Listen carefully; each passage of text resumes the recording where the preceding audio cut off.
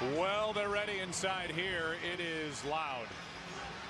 And it's usually a little different when the Redskins come to town, as it is for Washington at home when the Cowboys come to play in their stadium. And we get ready for football. 3-6 against 6-3. Sweezum will kick it away. Cowboys will start with it on offense, and Felix Jones is back to receive the opening kickoff, and we are glad you are with us. From the 3, Felix Jones sidesteps a couple. Good start out to the 35. 32-yard return for Felix Jones. Well, the Dallas coaches talked about wanting to see what Felix Jones would do at the opening kickoff, and depending on how well he did would determine whether or not he got a second opportunity in this game. A good run.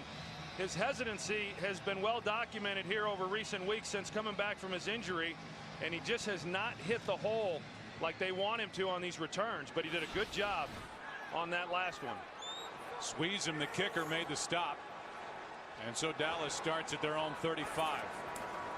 Coming off a disturbing loss for the Cowboys with the way they had been playing at Green Bay, as Marion Barber carries it over the left side for 5. London Fletcher, who was Pam's pregame guest down on the field, made the stop. And here's a look at the offense, and we'll talk about Doug Free, a third-year player, former 4th-round draft pick out of Northern Illinois, who makes his first start at right tackle. Yeah, and we saw play 1. They run the ball to the left side, and my guess is because of Doug Free making his first start on that right side, that when they do run the ball, it'll be heavy to their left.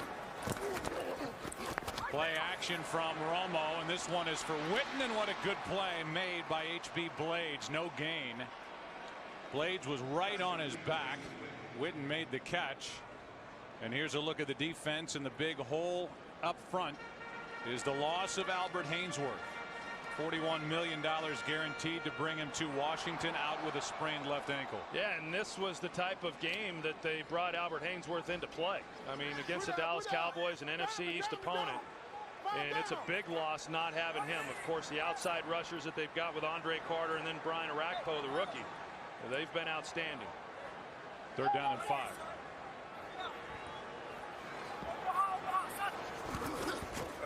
Blitz coming. Dallas picks it up, and this one is tipped and nearly picked by London Fletcher.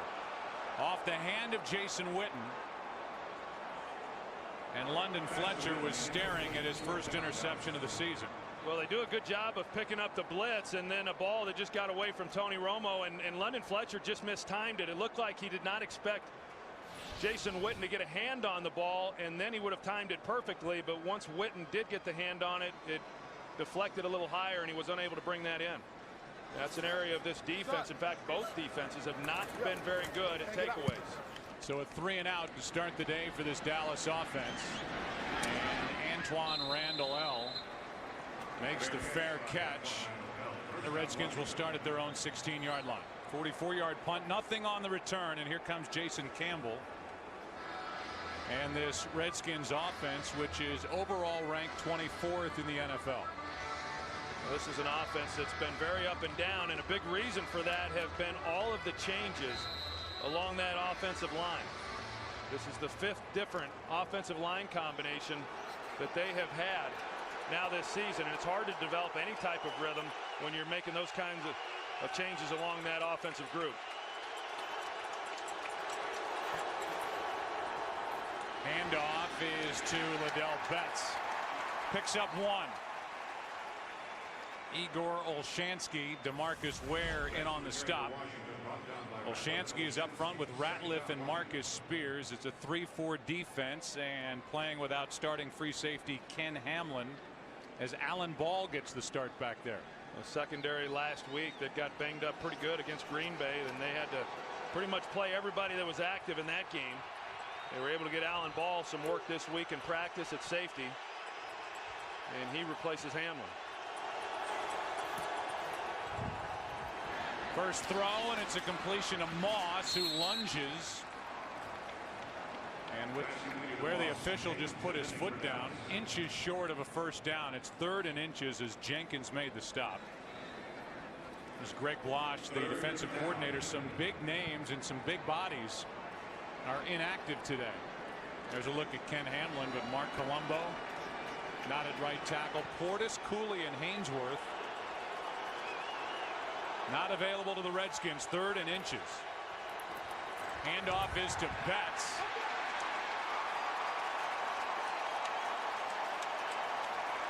And I don't think he got it. Keith Brookings stuck his nose in there. It's 4th down.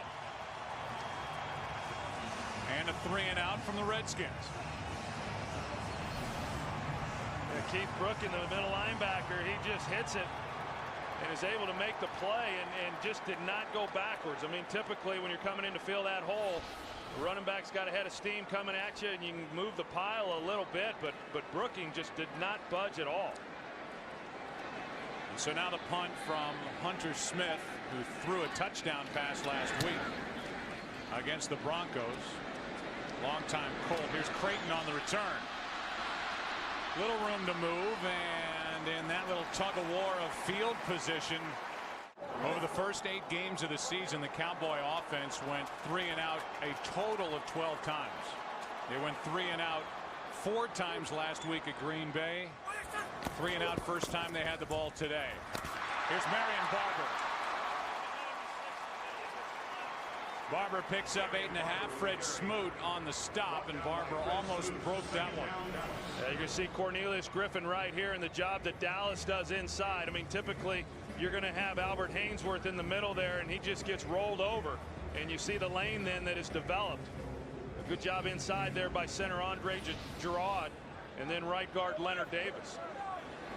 You've got the entire world screaming for the Cowboys to run the ball more. And the biggest presence for the Redskins on their defensive line is not active. Here's Felix Jones carrying for 4, and you and I talked about it coming to the stadium today. Jason Garrett with all the pressure on him. Wade Phillips talked about it. Jerry Jones talked about it. Call-in shows, sports writers, everybody's saying you abandoned the run, Jason Garrett. Get back to it. And we've seen it, well, everything but one play so far in this game. Well, even the first possession, they ran it to Marion Barber on 1st down, got 5 yards, threw it on 2nd, nothing, and then had to punt after the incompletion on 3rd down. So heavy run, I would expect. Here's another one. Here is Felix Jones over the right side on 1st down, gets 7. I said all but one. Actually, that one completion to Witten for no gain, then the incompletion on 3rd down.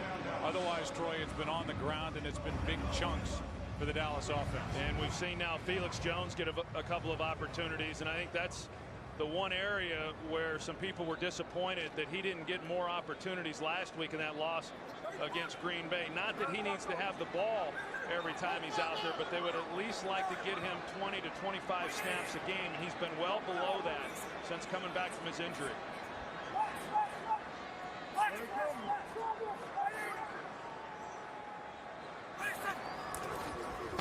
Now it's Barber cutting back across the formation, has a 1st down to the 24.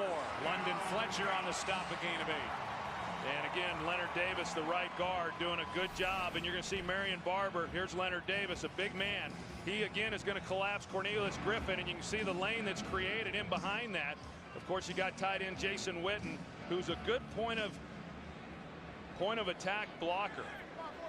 And it was designed there to try to shield him and then let Barber get in that lane, which he did.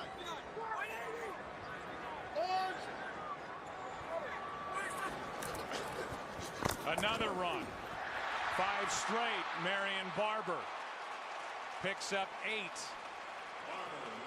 So that's 5 straight carries for 37 yards to open this drive. Yeah, and I think you've got to look at where those runs are hitting too. They're hitting right in the middle. I mean, we've shown they're doing a good job on Cornelius Griffin, but the other guy who would be there is Albert Hainsworth. That's not lost on Jason Garrett, the guy calling the plays.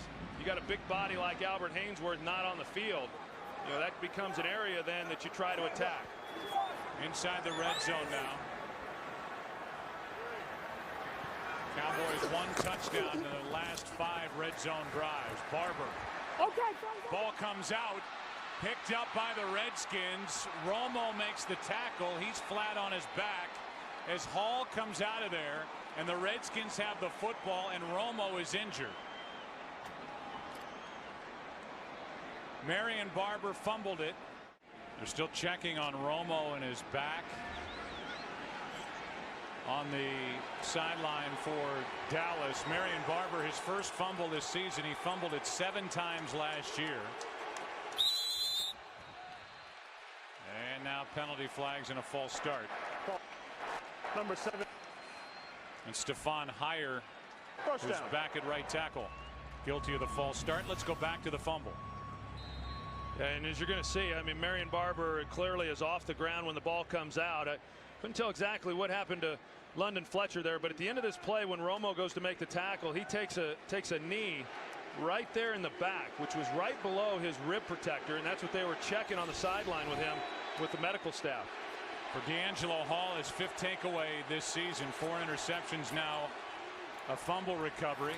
Here's Liddell Betts, and on 1st and 15, Betts gets 2.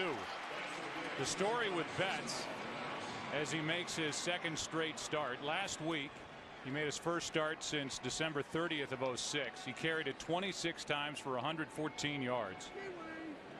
He's made 12 starts in his NFL career. 7 times he's been over 100 yards for a game. He's been playing behind Clinton Portis, who's missing his 2nd straight game, out with a concussion. 2nd and 13. Play action from Campbell, and the pass incomplete, and DeMarcus Ware was right in the face of Jason Campbell when he spun around. It's 3rd and 13.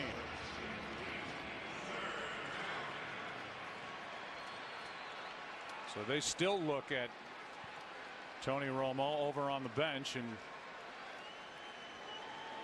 now he is up and trying to stretch out his back and get loose. D'Angelo Hall's getting attention on the Washington sideline. It's 3rd and 13.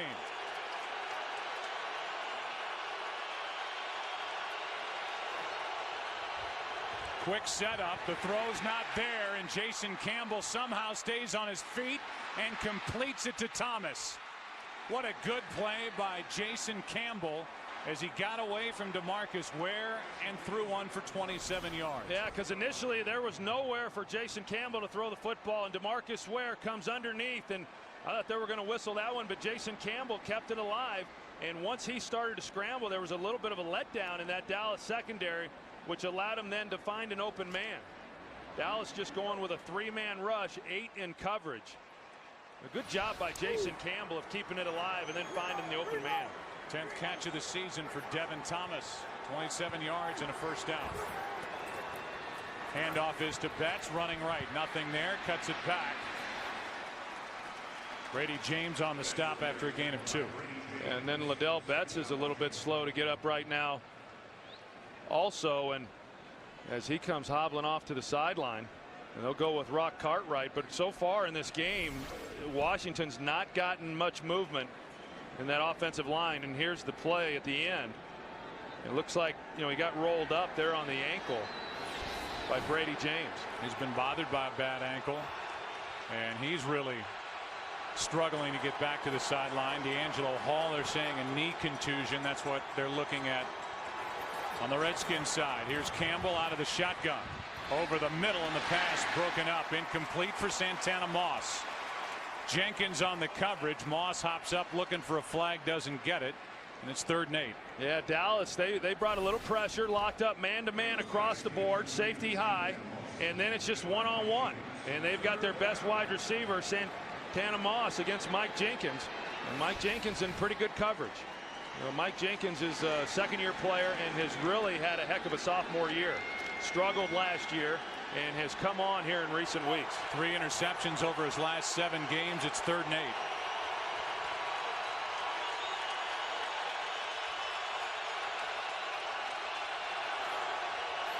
That's Stefan Heyer, his 2nd of the game. False start. Number 74. Offense. 5-yard penalty. 3rd down. Yeah, you see who's opposite him. DeMarcus Ware. And he knows he's got one heck of a speed rush, as good as anybody's in the game. Led the NFL last year in sacks, and he's trying to anticipate the snap as much as DeMarcus Ware is. And the other guy who was looking was Rock Cartwright. He's looking to his right, Cartwright, and he sees not only DeMarcus Ware but Anthony Spencer lined up. Sorry, Joe. You see DeMarcus Ware there shielding his face. That's a sign for alert for the screen. 3rd and long. A lot of teams then want to go with the screen pass. And here it is. Rock Cartwright. Spencer. It's 4th down.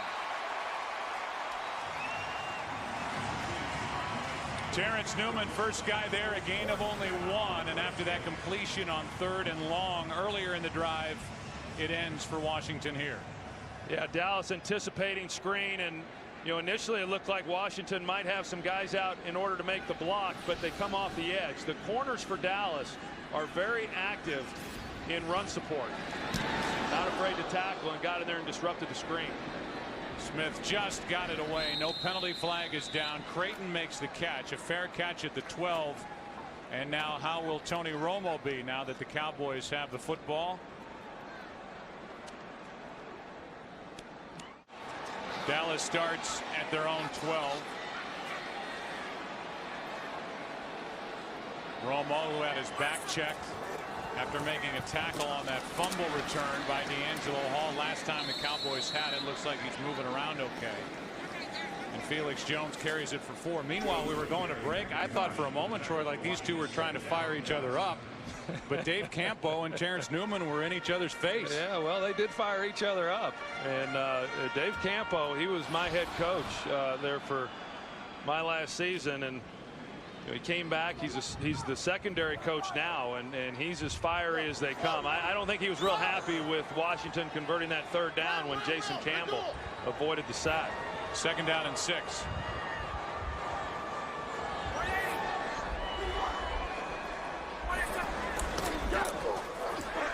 Romo in trouble, throws and completes to Bennett.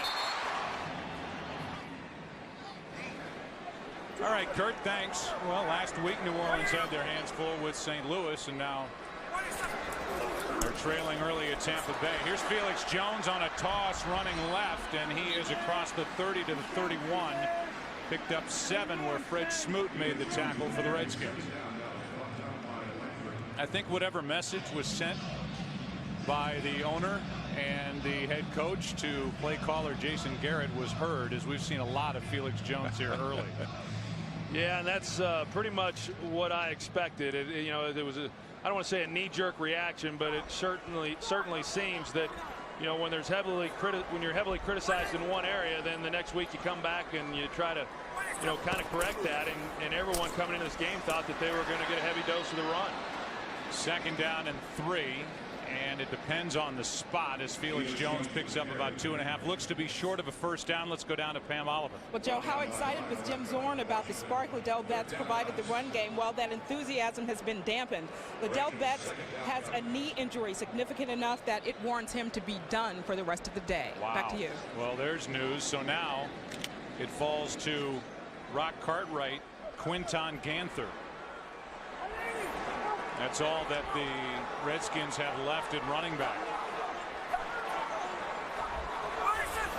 Reset ankle. It was a knee, and Marion Barber picks up a Dallas 1st down. Here's the injury to Liddell Betts. And he is finished for the afternoon. Yeah, and that's a shame, too, because he has really provided this offense a great deal here over the last 6 quarters and gave them a burst and a toughness in that running game that had been lacking, primarily because of the nagging injuries to Clinton Portis. And now the game plan's probably going to have to change a little bit. I mean, they're still going to run the football, be a little different with Rock Cartwright, but I think more of the load now clearly on Jason Campbell. Big toss, and the pass is tipped and nearly intercepted by Rocky McIntosh. Well, that explains why the Redskins came into this game as the worst defense in the NFL in terms of takeaways. They've had 2 opportunities now for interceptions that have hit them right in the hands and have failed to make the play. I mean, it does not get any easier for that. Of course, London Fletcher missed out on the opportunity there on the first possession. They did get the fumble from Marion Barber, but they should have had 3 takeaways already in this first quarter. Anthony Montgomery tipped it at the line. It's 2nd and 10. Little misdirection, and it's Barber over the left side, lowers his shoulder and picks up 4. London Fletcher on the stop. Bring up 3rd down and 6 for Dallas. You know, you look at Washington on defense, and they've been awfully good against the pass. Now, some of that has been, you know, who they've played. Some of it has been the teams have gotten out ahead of them, and so they've run the ball a little bit more. Run defense seems to be where they're susceptible. So, you know, from that standpoint, and in addition to not having Albert Haynesworth, it's not surprising that Dallas has come into this game running the football and having some success with it. Already 66 yards on the ground for Dallas. They've got 3rd and 6.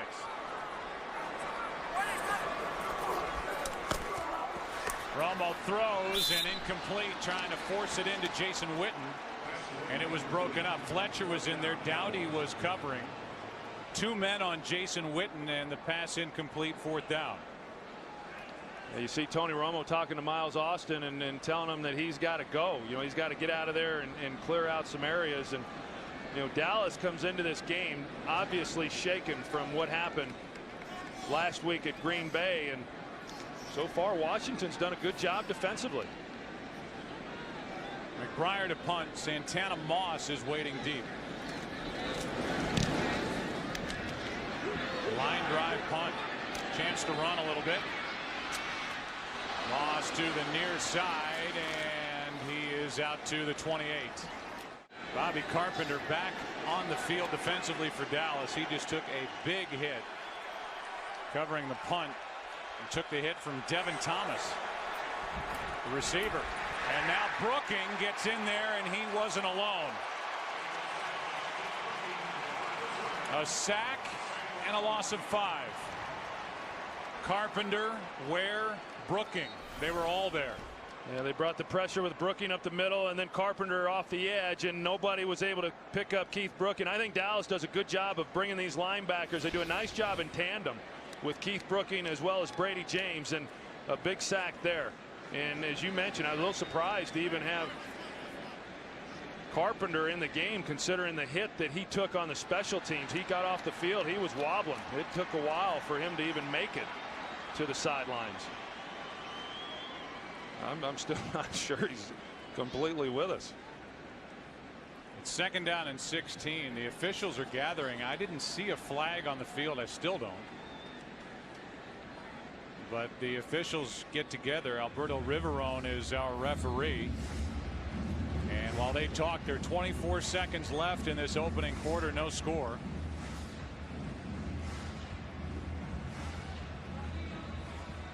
So whatever happened, we'll find out now. Illegal use. Number 41. Receiver.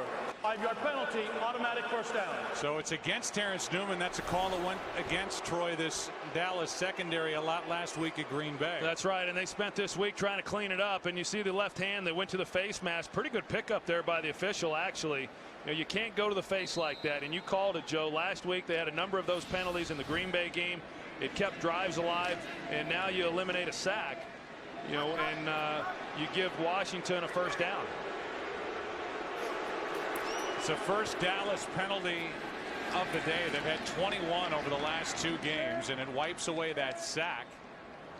A couple of the banged up Redskins. Ladell Betts is out for the rest of the game with a left knee injury. D'Angelo Hall has a knee contusion. The official word on Romo, when they checked on him, a left hip contusion. But he's come back since. Now it's 2nd down and 8, and here is Rock Cartwright. DeMarcus Ware can't make the tackle. Brady James does, a gain of 6. Here's Rock Cartwright, Troy, who coming into today, just 29 rush attempts and 97 rushing yards over the last 4 seasons.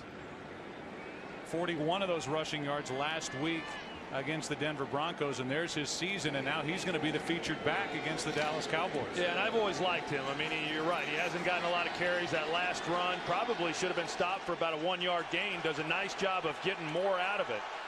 But disappointing that Liddell Betts, given his opportunity to be the guy, goes down with the injury. Here is Cartwright, makes the catch and turns it into a first down. What a play by Cartwright.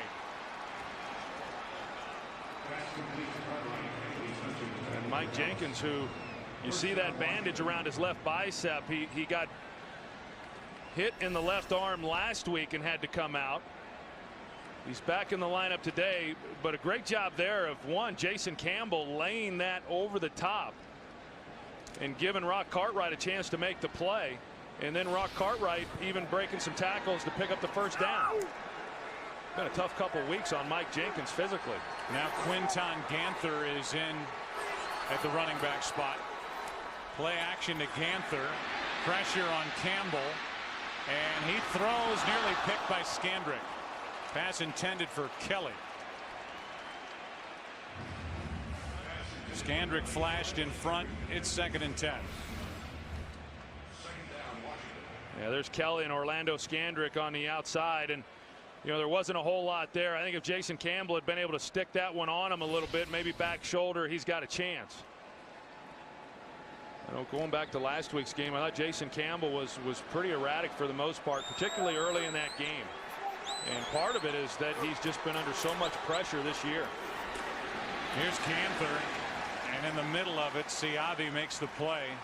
Well, some of these division races are about over, but the wild card's going to be real interesting here over the next 6-7 weeks. It's 3rd down and 8. A blitz coming from Dallas. Carpenter off the edge. Pass complete to Moss. Campbell hung in there long enough. He found Santana Moss, good for 18 yards and a Washington first down. What a job by Jason Campbell, hanging in there, knowing he's going to get hit, and just hanging with it as long as he could and as long as he had to in order to make a good throw. I mean, just an excellent job on his part. And I spoke about it just a moment ago. Jason Campbell has been hit an awful lot. They'd like to get the ball into the hands of Santana Moss more. They'd like to get into his hands down the field a little bit more. They have not done a real good job of that. And a big part of that is they've just not been able to hold the ball long enough to let him get down the field. 18 yards on 3rd and 8 for a first down, and now Cartwright over the right side. Skandrick makes the stop, a gain of 5. This is a Washington team that's converted a 3rd and 13. They're 3 for 5 on 3rd down, 2 for 2 on this drive, and now they're at the Dallas 25, threatening to score the first points of the day. Well, they've made some nice plays here. Jason Campbell has the one to Rock Cartwright to pick up the first down. This last one to Santana Moss, and go back to the hands to the face by Terrence Newman and how that eliminated a sack. This drive probably is not where it's at right now if that penalty had not have occurred. 2nd down and 5. Campbell's in trouble, and a sack for Dallas. Ware and Brooking.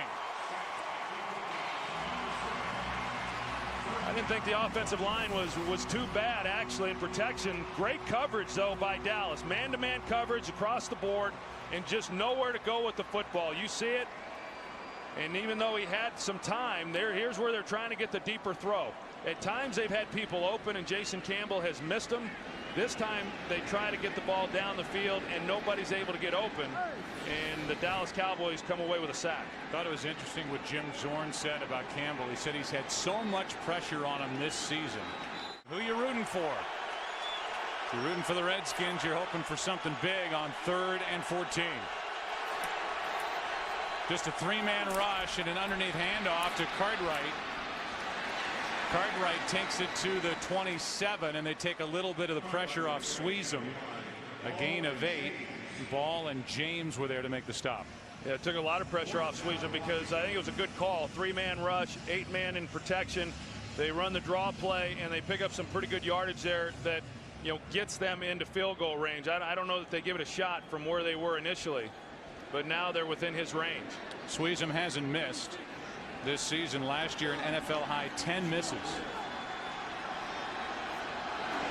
45-yard attempt is perfect. And it's the Redskins who score first here this afternoon against the Cowboys. 3-0 Washington. 3-0 Redskins with 10:22 left in the half. Felix Jones is waiting for the kick from Sweezum, who just hit from 45 yards. Now 13 for 13 on the year.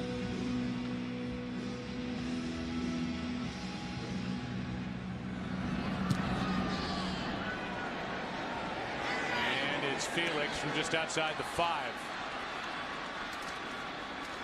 Devin Thomas, first guy there, did not make the tackle. Cowboys got a late touchdown last week at Green Bay. Only 2 touchdowns their last 23 possessions. Difference in attack today. They've carried it 12 times for 66 yards last week, 14 times all game for 61. Here is carry number 13. It's Marion Barber. Stays upright after getting around Smoot and picked up 2 over the right side. You know, the only problem with running the football, whether it's Dallas or anybody else, and Dallas has done a great job here in this first half of running the football, but what do they have to show for it? They haven't scored a touchdown yet. Yes, they had the turnover, but you've still got to be able to make plays in the passing game. Right now, Tony Romo with only 7 yards passing here in this first half. It's an offense that came into the game today second in the NFL in terms of big plays, and when you're not throwing the ball, you're not creating big plays, and therefore you're not going to score a lot of points. I think they're playing into the hands of the Redskins right now. 2nd and 8. This pass is complete to Witten for a first down. Decent coverage by McIntosh right on his back, but a perfect throw from Romo. And Troy, when we watch Romo move around, he still looks like he's bothered by that low back left hip contusion. Yeah, I think that he is. And as we see that Doug Free's getting a little help there by John Phillips, the other tight end. And, you know, but he is able to make a good throw. And I agree with you, Joe. Watching him move around a little bit, it appears that that injury is bothering him some, but certainly not enough for him to still deliver the football accurately.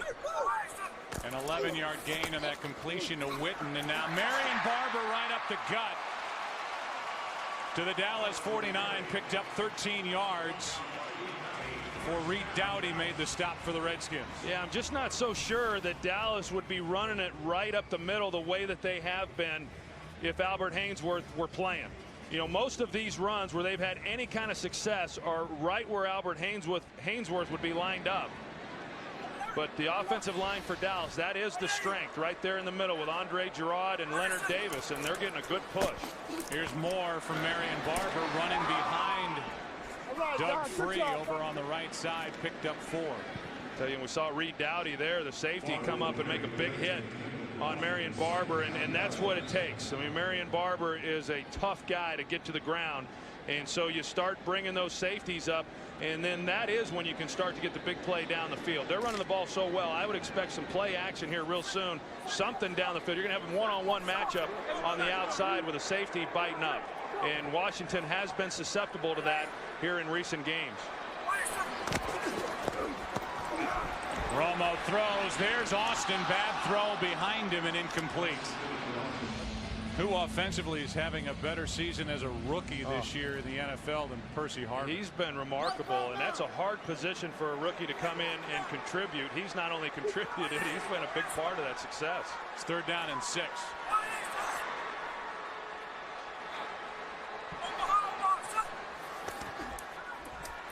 A pocket for Romo, who throws high, and it's dropped by Roy Williams.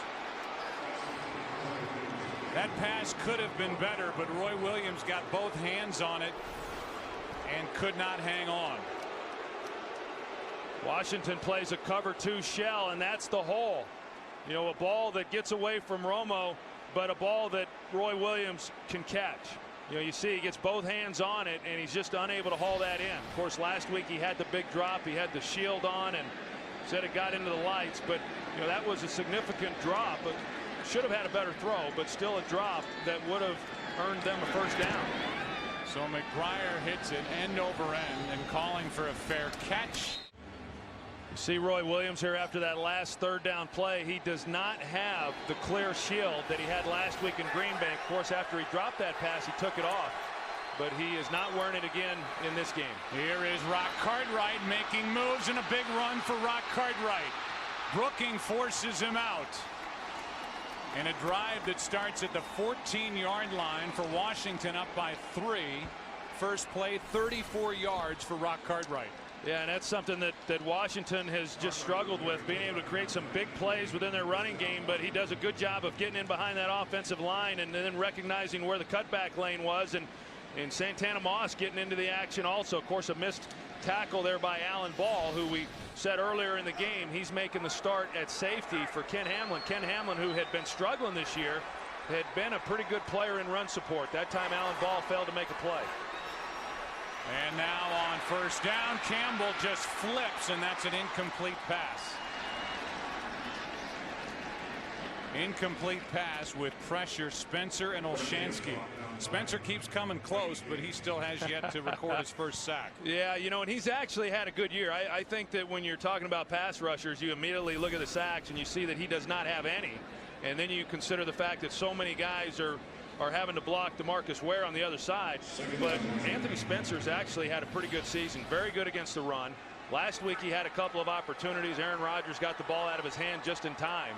And he is frustrated about not having had a sack, you know, here in the 10th game of the season. Quick throw, and there's Spencer getting up to knock it away. Devin Thomas, the intended receiver, and that was pretty easy for Anthony Spencer. Yeah, Levi Jones, who's making his second start after being out of football for the entire summer. He's just got to get his hands on the ground. I mean, anytime you're throwing the quick pass like that as an offensive lineman, you've got to come out and hit the defensive end so that he's not able to get up and block the pass, as we saw from Anthony Spencer. And Levi Jones is, you know, amazingly out of football. He started 10 games last year for the Cincinnati Bengals, was an early round pick back in 2002, 10th overall as a matter of fact, but did a nice job last week in that Denver win. It's third down and 10. Underneath it's Cartwright, and Rock Cartwright is wrestled down at the 46. Short of first down yardage, Stephen Bowen and Orlando Scandrick made the stop. But I think overall that was a pretty good possession for Washington. They're backed up. They get the big run there by Rock Cartwright. Now it bogs down on them here at midfield, but they're able to now shift field position, which I think is real important, particularly when you've got a defense that has been playing as well as Washington has. I think that the longer this game goes as a close game, the better opportunity I believe the Redskins have for an upset. Hunter Smith hits it end over end. Creighton lets it go over his head and now into the end zone. Well, there's the play selection. 15 running plays, only 8 through the air, but it's 3-0 Washington as the Redskins lead with 6:06 left. And by running it that much, you shorten the game, which is what Washington wants. Here is Felix Jones bouncing it outside, and he is flipped by D'Angelo Hall. Gain of just 2. Good job by D'Angelo Hall. Well, I think we're seeing more and more corners in the league that are coming up and willing to make tackles in the run game. There was a time, in fact, I played with one of them in Deion Sanders. You know, Felix Jones landed on his head there, but you know, rarely would you find a good cover guy that was willing to come up and really stick his neck in there on a running play, and yet D'Angelo Hall did right there. Of course, earlier in the season we saw where he turned a few down, but a nice play there on Felix Jones in the open field. You saying Deion Sanders didn't like the tackle guys? Well, he said they were business decisions. Second and 8. Romo down the middle, and there's Bennett, his second catch. And the big tight end, who during camp was talked about being a weapon to pick up some of the slack with the departure of Terrell Owens, now has 12 catches on the year. Well, you're going to see him catch this ball. I mean, he cradles it. He doesn't use his hands, and you can see he's waiting to get hit. And not the confident receiver that we had seen throughout training camp. I mean, he made so many plays back in preseason, a lot of expectations coming into this year, and makes a big play there. But you could tell that just still a little uncertain about catching the ball. He's had some drops this year. Delayed handoff to Felix Jones, and a nice gain on first down of 6. This, by the way, is a Washington defense. Over their last 3 games, they've allowed 7 plays of 30 or more yards, 6 for touchdowns. So while overall the stats are good, over the last 3 games, it's been 3 individual performers who have done it. Deshaun Jackson with the Eagles, Michael Turner, 2 big runs from the Falcons, and then Brandon Marshall last week had touchdowns of 40 and 75 yards at the Redskins. On second down, here's more from Jones. And Felix is a yard short of a first down, getting 3. This is the lap of luxury. This is the house that you helped build here, Aikman, and now that's how you do it. You get to sit down on the field level, and whoever's in a suite, from what I gather, also has seats up above because that vantage point's not that great. I don't know that there's a bad vantage point in this Well, I mean, you're looking at the back of the legs of huge NFL players. It's 3rd and 1 as Liddell Betts is carted off the field, and here is Marion Barber brought down right at the marker. Yeah, that's going to be close. They're saying it's 1st down. You know, you talk about Washington defensively and some of the big plays that they've given up, Joe. Still yet, over the last 6 games, the most yards that they've given up in a game is 306 yards, and that was 2 weeks ago against Atlanta. Now, last week, the Denver Broncos came out, and it was an aerial assault, and they got a lot of big plays, 260 yards in the first half, but then Kyle Orton went down. And Chris Sims came in, and then they just completely shut down that Broncos offense. Otherwise, you know, it might have been a huge day for them. 1st down for Dallas. Little flip forward for Marion Barber. And Barber gets 8. Fred Smoot on the tackle. 2.5 minutes left in the half, and the Cowboys have all 3 of their timeouts remaining. And I think that's what's challenging for a defense, that, you know, you cover up the big play. You know, Romo typically is looking to go down the field with the ball, and so you drop linebackers trying to take those intermediate throws away, safeties deep, and then you get a guy like Marion Barber coming out, and a lot of room to run. 2 minutes left in the half. 2nd down and 2. Dallas has been able to move the chains. 8 first downs, 143 yards, but nothing on the scoreboard as Barber gets to the edge, has a 1st down. He's forced out by Doughty after a gain of 8 with 1:54 left in the half. This is a Dallas team that's trying to avoid being shut out in the first half in back-to-back games. Shut out last week at Green Bay. But knocking on the door here in field goal range at the moment for Nick Folk.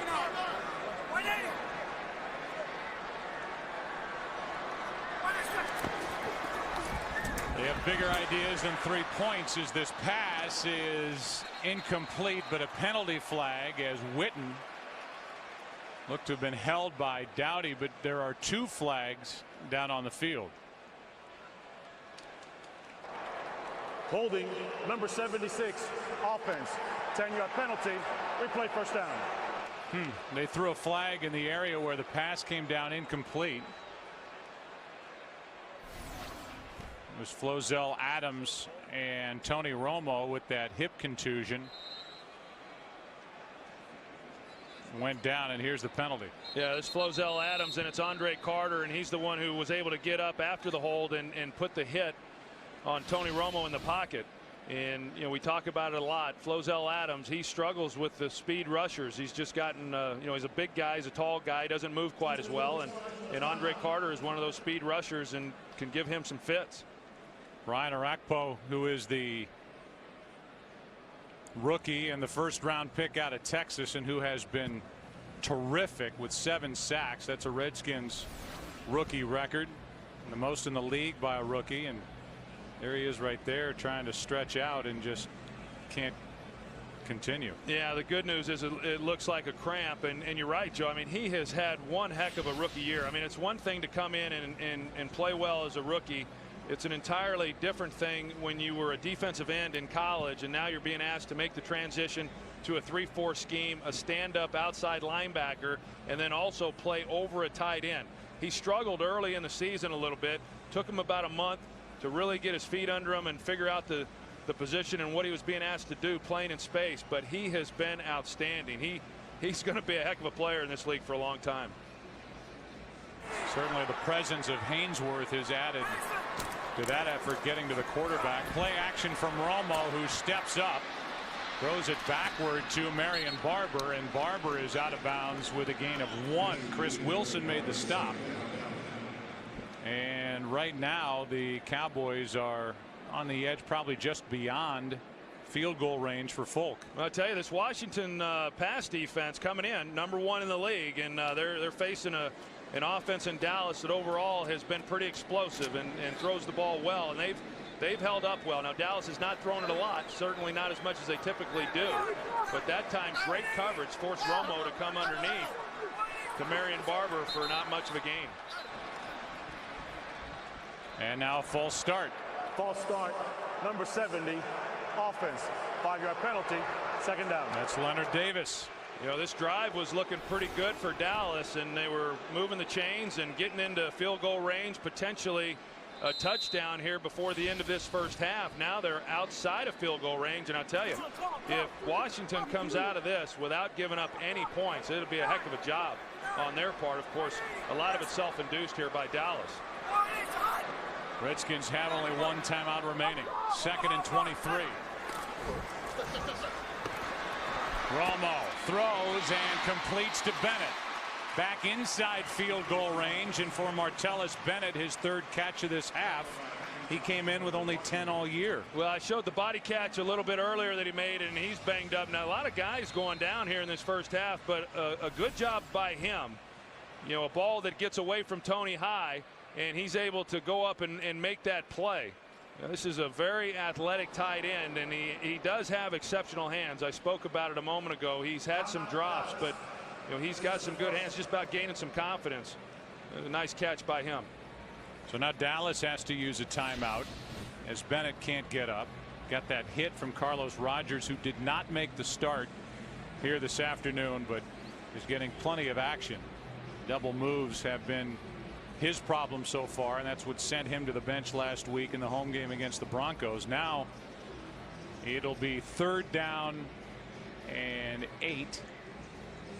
The ball is at the 28, inside field goal range, and we'll see how the Dallas Cowboys finish this drive. That was an important completion for Dallas to Martellus Bennett. Yes, it was, because as you just said, it got them from outside of field goal range to now within field goal range. So even if they don't pick up any more yards here, they've got an opportunity to come away with a field goal. Be a 46-yard try from here.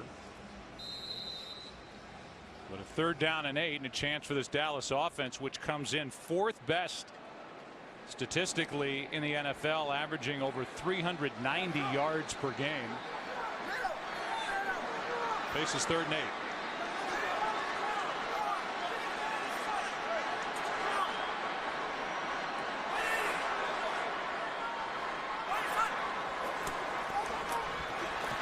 Romo down the middle and off the hands of Roy Williams. Well, Ron Landry was back there for Washington. Williams got his hands on it, couldn't pull it in. And now the field goal try from Folk. You're going to see the blitz here by Washington, and Dallas does a good job of picking that up. And Tony has time, and he's got an open receiver. And just like the previous throw that he tried making to Roy Williams that they were unable to connect on, ball that got away. Right, Tony has missed some here in this first half, and they've all been high, the ones that he's failed to complete. Roy Williams does not have a catch. 10 over the last 2 games combined. And here's a 46-yard try that is missed wide to the right.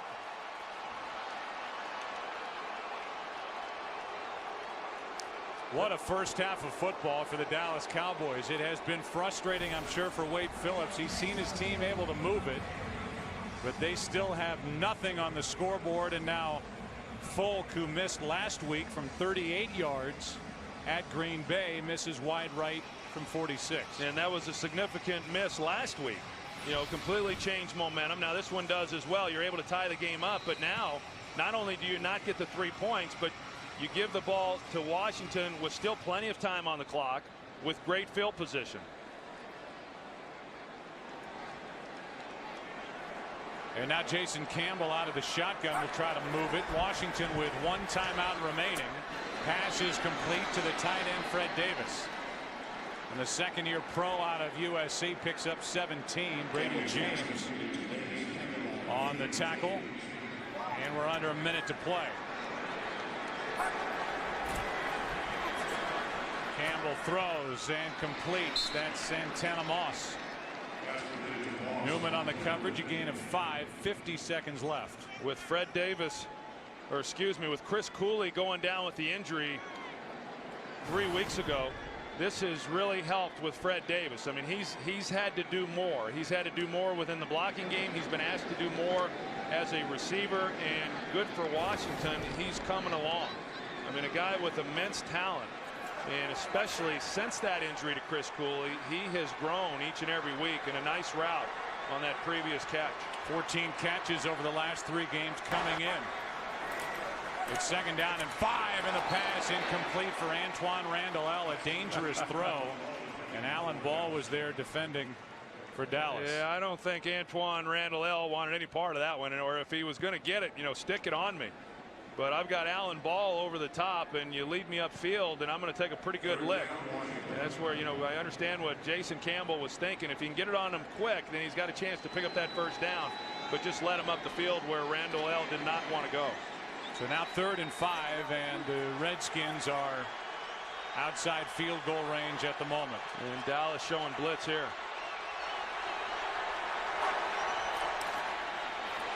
Pass is caught for a 1st down. It's Randall. They lock up man-to-man, and they've got the safety high, and Randall just beats him inside. Not a good throw there by Jason Campbell. An outstanding catch by Randall. Only 1 timeout remaining. Underneath, it's Rock Cartwright. He is to the 20, and Washington will take a timeout. You're going to see Randall on the slot, and this is where he is so effective. And he comes in on the slant route and a ball that was behind him, but a great job of being able to haul it in. And you think back now to the miss by Folk on that field goal, and what a big shift this has been. So Folk is left to think about another miss. Jason Campbell, meanwhile, as you look at his overall half, 4 for 5, 44 yards on this drive. Out of the shotgun, Carpenter coming on a blitz. Campbell gets outside and hops out of bounds. And I don't think he threw it away. He didn't get it out of his hand, so he takes a sack, and there was no use for that. I mean, no need for Jason Campbell outside the pocket not to get the ball out of his hands. Just not a real smart play. I mean, they bring Bobby Carpenter off the edge. They don't block him at all, so immediately Jason Campbell's having to run, but just throw it away. And it was questionable. I'm not so sure you don't challenge that. Well, it would come from the booth as to whether he got the ball out of his hands. It costs 5 yards of field position. It brings up 3rd and 6. I'm a little surprised that the booth isn't taking a look at that. It looked like it was close enough to take a look and see, was his foot on the line prior to the ball being thrown out of his hands, and now they are. Oh no, now it's a delay of game. It's a delay of game. Delay of game. Offense. 5-yard penalty. 3rd down. Redskins are saying that they never reset the play clock, and this moves the ball back to the 30. Remember, Washington does not have a timeout remaining, and it's 3rd and 11. Well, we can't blame Jim Zorn for that. He's no longer calling the plays, so that bullseye's on Sherm Lewis. And now the Redskins won't play with it any longer. They bring their field goal team out onto the field. A 48-yard try coming from Sweezum, who's hit from 45. And now, I believe, the previous play will be reviewed. And you get your wish. They're going to review the previous play. Meanwhile, what's transpired since then is a delay of game call, which has moved the ball back a total of 10 yards, since it looked like Campbell may have thrown that ball away. Well, let me just ask you this. I mean, if they're now going to go back and review this play here, even, I mean, it looks to me like the ball might have been out of his hands. And even if it's not, does it still warrant a delay of game penalty on them if they're going back to review a play that in essence happened 2 plays ago? You know what I'm saying? Yeah, I do. So to me, the fact that they're going back to review a play that was, it was the previous play, but the next play was the delay of game penalty, that regardless, the simple fact that they're reviewing it should mean that there then is no delay of game penalty, which would move the ball back to the 20, and it would be 3rd down and 1 at the 20-yard line. And that's about as animated as you're going to see Wade Phillips. Well, he's saying if you're going to review it, your clock ran out. The time when you had a chance to call that from the booth has expired. Since then, there's been, as you said, a delay of game call. It's moved the ball back to the 30. In essence, you would gain 10 yards of field position if they overturn the call on the field, and it would be 3rd down and 1 from the 20, and if nothing else, make it easier on the field goal try for Sweezum. Right now, the Redskins, if they don't reverse the call, are looking at a 48-yard try. And you know, I got to tell you, I think Wade Phillips, I think he has a legitimate complaint as well. I mean, I thought they should have reviewed it right away. I mean, that was a significant call. You know, saying Jason Campbell had not gotten the ball out of his hands prior to stepping on the out-of-bounds line. But I think that Wade Phillips makes a valid argument in that, hey, that burden was on the officials and you failed to do it. Meanwhile, there was a delay of game penalty. You can see Al Riveron say it should be third down. It'll be third down, but if they reverse the call, it'll be 3rd and 1 at the 20. And this is what we're talking about. Did Campbell get the ball out of his hand before his foot hit the boundary? And I think you can make an argument and say that he did. Dave Campo, who's he's been charged up all day. Already got into Terrence Newman's face, and now he's into the official. Well, I said that that's about as animated as you'll see Wade Phillips. Dave Campo can get a lot more animated. We've seen it a little bit earlier in this game too.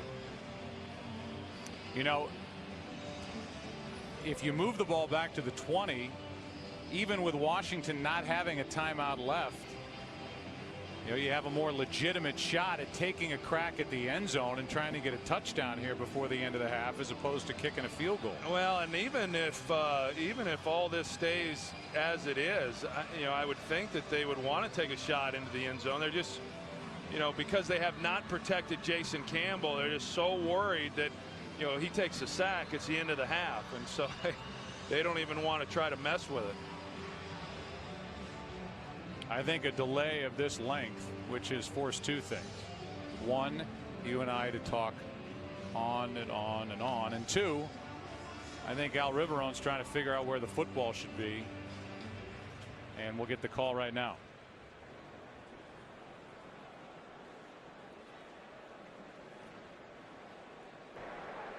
The quarterback did not step out of bounds.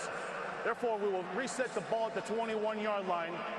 Go back 5 yards for delay of game. It will be 3rd down from the 26-yard line. 3rd down and 6 from the 26-yard line. I got to tell you, Joe, I don't agree with the delay of game if the ruling was wrong, because it changes then what the Redskins might have been trying to do offensively. I just I agree. Oh man, I agree. But so they don't get the 5 yards back for the delay of game call, and it's at the 26. Jim Zorn obviously doesn't agree with it either. No, I agree with the Redskins now. Now if you're going to overturn the call, I think you go back and you put the ball back to where it would have been for the incomplete pass.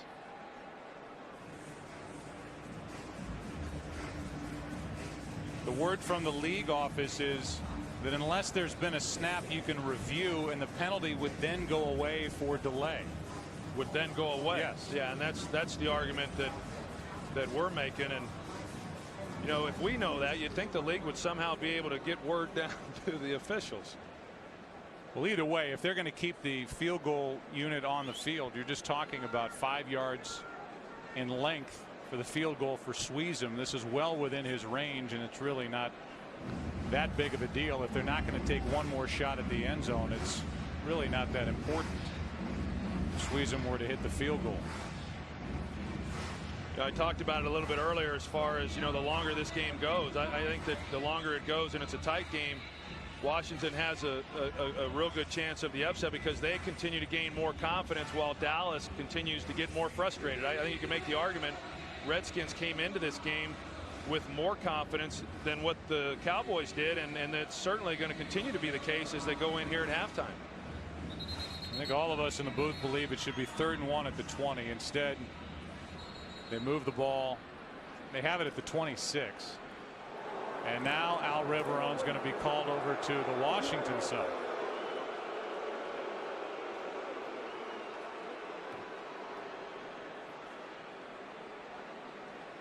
Love to know who's on the other end of that. And Jim Zorn is still saying, if you give us the yardage back for my quarterback running out of bounds when he did indeed throw it out of bounds, you should move the ball back and I think what they're telling Jim Zorn now is that they are going to eliminate the delay of game penalty, and the ruling that we got from the league office has now been communicated to the proper people down on the field, and so it will all get sorted out. Just a matter of when. This has been over a 6-minute delay. Talk about delay a game. And now Wade Phillips, the focus is back on him as he continues to argue. But the Redskins should get 5 more yards of field position. And I don't know why they wouldn't take a shot at the end zone. So they're saying the 21, not the 20. We have it on our log sheet up here as it should be at the 20. But it's the 21, and yet still Sweezum stays out there. And they're 15 seconds left. Yeah, obviously still a lot of time. Here at 3rd down, you can take a shot into the end zone. And even if you do take a sack, as long as you're not running around and continuing to lose yardage, you still are within field goal range. And I think this is just a Redskin team that's been a little bit snake bit over the year, and they're going to just try to come out of this with 3 points and be happy with a 6-point lead at half. Unless they try more trickery like they did against the Denver Broncos. 39-yard try is no good. So after all of that, now 10 seconds remain in the half, and it's a 3-0 Redskin lead. Well, it looked to me like the snap and hold was good, and he just yanks it. Yeah, that's a big miss. I mean, it's 3 points, but it's a big miss because now all of a sudden momentum completely shifted. If they're able to make that field goal and go in with a 6-point lead, Dallas looks at this entirely differently, and now you see the face there of Jim Zorn, the frustration. Sweezum just missed for the first time this season. It is the first time in 107 games that the Dallas Cowboys have been shut out in the first half in consecutive games. Cowboys will go in and try and fix whatever ails their offense. They've been able to move the ball, but they have not been able to put up any points, and they trail 3-0 here at the half. As we are set to begin the second half here at Cowboys Stadium. Dallas will kick it away. Washington will have it. Redskins are without Clinton Portis, now without Ladell Betts, who injured his knee early in the first half. Devin Thomas waiting for the kick from Beeler. Line drive, skips to Thomas from outside the 5. And Devin Thomas spins, stays on his feet. What a good return. Out to the 44-yard line is Devin Thomas. 39-yard return. That's his longest of the season. I'll tell you where he does a good job is hanging on to the ball. A lot of times when you have contact like this and you're able to break some tackles, you've got defenders that are coming in behind you. They're going after the football, and a lot of times you'll see the ball then on the ground. You see him come in with both hands, securing it, and a nice return by Devin Thomas, and giving this Redskin offense outstanding field position to start this second half.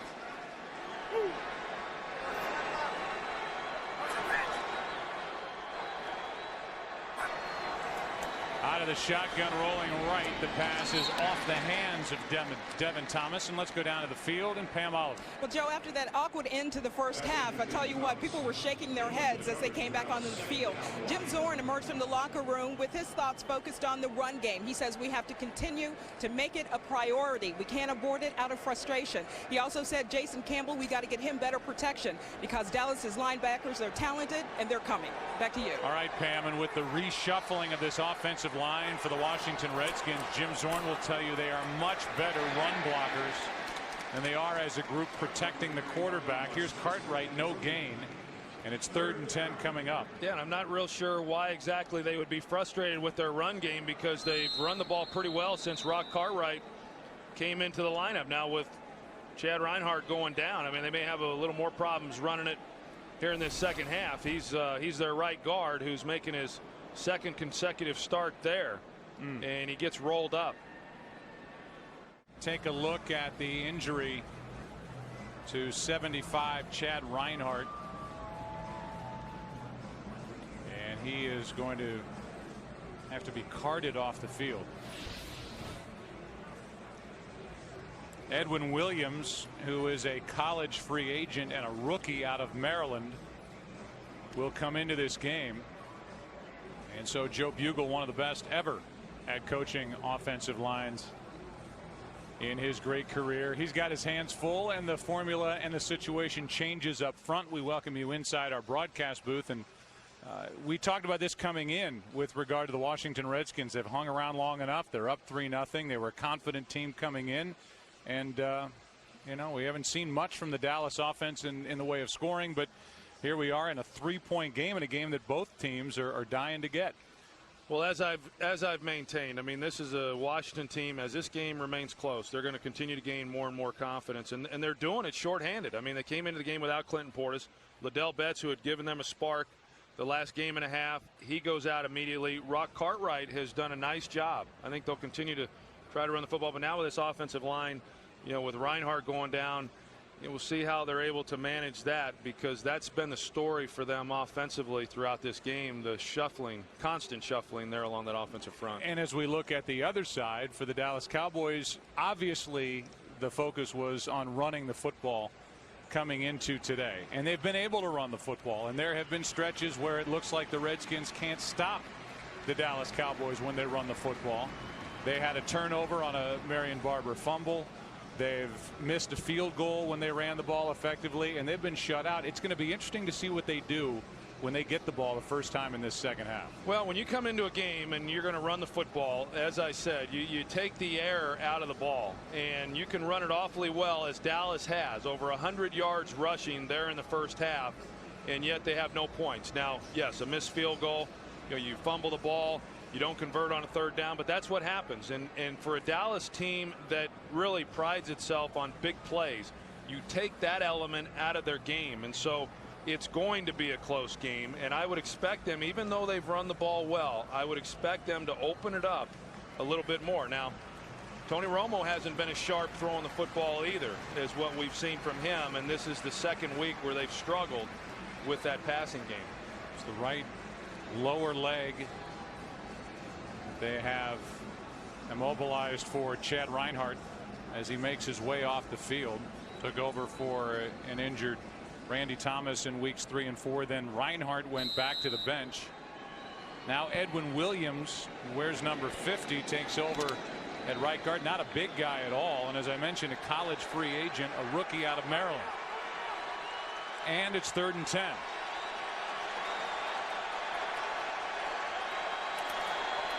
Just a 3-man rush, and the pass is caught right at the marker. That is Antoine Randall L, and it depends on the spot. Well, it looks like a pretty good spot there for the Washington Redskins, and they're signaling the first down. And a 3-man rush, they're still able to get a little pressure on Jason Campbell. He hangs in there, and this is a good catch. I mean, this ball is challenged. It's a high ball, and he's able to bring that down. From that angle right there, you'd say, wow, it looks like he's short of the first down. Maybe a favorable spot, but a good conversion there for the Washington Redskins. On 3rd down and 10. Here is Moss, and that's Newman with an immediate tackle. 2nd down and 11. And that'll be a false start on you name it. They all move. False start. Number 76, offense, 5-yard penalty, 2nd down. They get Levi Jones, but everybody moved up front. Now it's 2nd and 16, so the Redskins start to go backward.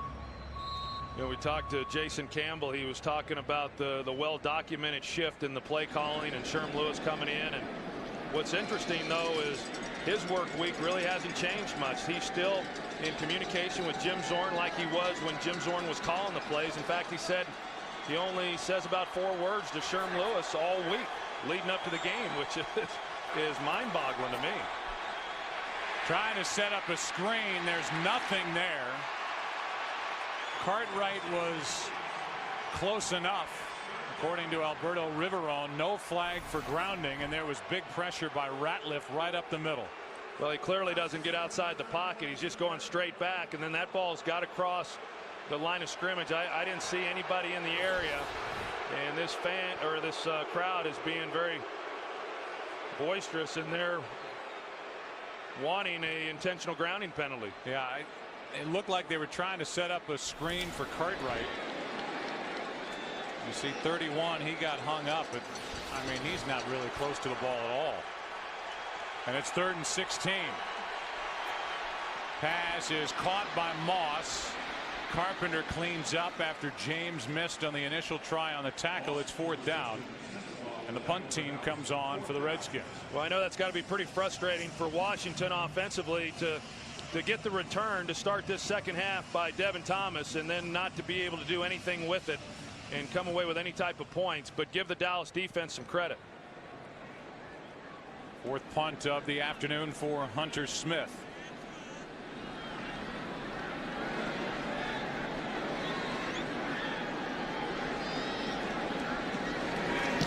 Throws the football down, and it's kicked end over end over the head of Creighton, and it checks up at the 6. First possession of the second half for the Cowboys starts at the Dallas 6. Wide receivers for Dallas today, no catches. And Marion Barber picks up a yard. That's it. Coming into this drive, Dallas 22 runs for 106 yards at a 4.8 average. 12 passes for just 62 yards. Austin has been thrown to once. And Romo's 0 for 1 going in his direction. Yeah, it gets a little tougher. You know, the more games you play, the more success you have, and defenses start then rolling coverage your way and doing some different things. It becomes increasingly more difficult to have success, and that's why it's so impressive when you see some of the great receivers over the years do what they do week in and week out. On second down, Romo throws for Witten, and Witten's got a first down at the 20. Third catch of the day for Jason Witten, and that's good for 13 yards. Yeah, Andre Carter, they've got free out there on the outside, and he does a pretty good job. And then once he comes underneath, Carter that is, he gets a little help. And that was a nice catch by Jason Witten. And Romo taking another hit. I think he's still recovering from the hit that he took there in that first half in the back. He seems to be pretty ginger with it coming out onto the field. First down at the 20. Romo throws in the direction of Austin. No flag. Incomplete. So a 10-point game there. You look at the NFC East. The Cowboys on top. The Eagles play tonight at Chicago. Redskins in the basement at 3 and 6. Handoff is to Marion Barber. London Fletcher is dragged for a yard. Barber picks up 8. It'll be 3rd and 2. There didn't look like there was a whole lot there for Marion Barber, and he was able to find just enough and get through that for a nice gain. You look at that game with the New York Giants, Joe, and playing the Atlanta Falcons, both teams struggling, and you know, looking at that one, I really feel that when you look at the Giants schedule the rest of the way, that this was really a must-win for them. I just don't see them threatening to make postseason if they fail to win at home against Atlanta. Handoff is to Choice, and Choice does not get the first down. Needed 2, picked up 1, and Rocky McIntosh was in there to make the stop for Washington. And credit this Redskins defense as Tony Romo and his frustration exits the field. Good play right there by Rocky McIntosh, just hitting it and not allowing them to pick up the first down. And yeah, I mean, Romo's frustrated right now, I believe, because they're not giving him many opportunities to get the ball down the field. Here is McBriar. Antoine Randall L waiting for the punt.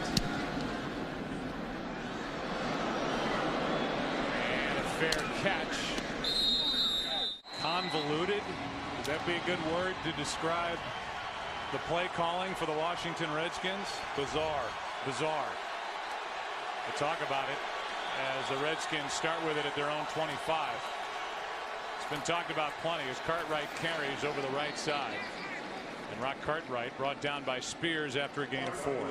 Yeah, so as everybody knows, Sherman Lewis is the one who was brought in, and he now is calling the plays and has been for the last few games. And But yet when it's a running play, he then tells Sherman Smith that he wants to run the ball, and then Sherman Smith will make the running call. So Sherman Lewis decides when they're going to run it, but Sherman Smith is the one responsible for the actual play that's called when they do run it. Here's a blitz right up the middle, and Cartwright is hit in stride, breaks a tackle. Spencer brings him down, and a big play to Rock Cartwright, his second of the game. That's 29 yards. You know, typically when you got the back in the backfield, he's then going to block, but he doesn't. You see Spencer go right. He goes right by Anthony Spencer. He's in coverage, and Spencer's anticipating because it's a blitz. Rock Cartwright's going to stay in the backfield and block him as he comes on the blitz. Now, Brooking got through free, but that's why Rock Cartwright was as open as he was down the middle. 114 total yards for Rock Cartwright, picking up the slack for Portis and Liddell Betts.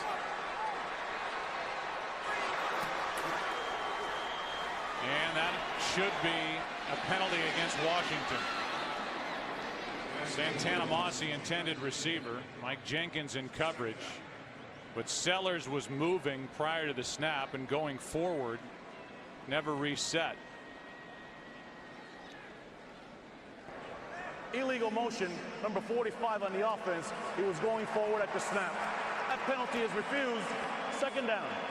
We'll go back and take another look at that last play, and you're going to see Anthony Spencer here. He's going to come on the blitz. He's anticipating that Rock Cartwright is going to block him, but instead Cartwright goes out on the route, and that's why he's able to get as open as what he was. There's Anthony Spencer on the coverage, and you know, you're not expecting then Cartwright to run a route up the field.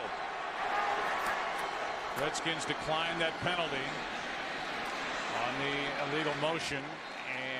Here is Cartwright over the right side, no gain, and now it's 3rd down and 10. Yeah, well, you know, we've seen Washington get into good field position, and then they've just stalled. And a big part of that has been because of the penalties that they've had. Now, as you said, Dallas declined the last penalty, but they've been in a lot of 3rd and longs. Washington has.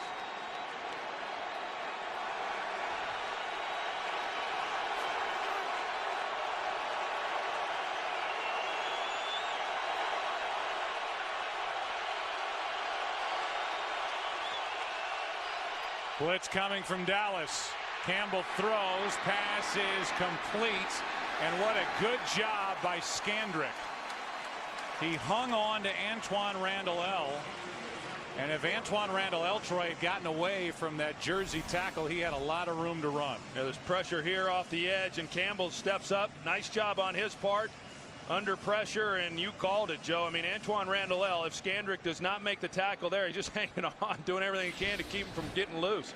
But had he have gotten loose, he would have easily picked up the 1st down. Redskins pass on a 56-yard field goal try, and it's Creighton with a fair catch. Last drive for the Cowboys started at their own 6. This one starts at the 10. Dallas trails by 3. Romo with a nice pocket throws for Roy Williams. Doesn't get his head around. Pass hits him in the arm, and it's incomplete. There's a lot of bodies around Roy Williams. I actually thought Romo was going to come underneath. He had Jason Witten wide open. And I don't know, you know, Roy, if he was not expecting the ball because of the coverage, but it would have been a tough catch. I mean, he picks it up late, and then it's over the opposite shoulder. But this is where I thought Romo was going to go with the ball, and instead he won. You know, and that happens. Sometimes you get so used to taking these shots down the field and connecting on big plays that we've talked about that you get frustrated when you don't have them and you start forcing some of those throws. Here's a handoff to Felix Jones, picks up 3. And Romo is now 7 for 15 for 75 yards. That's it. It's 3rd and 7.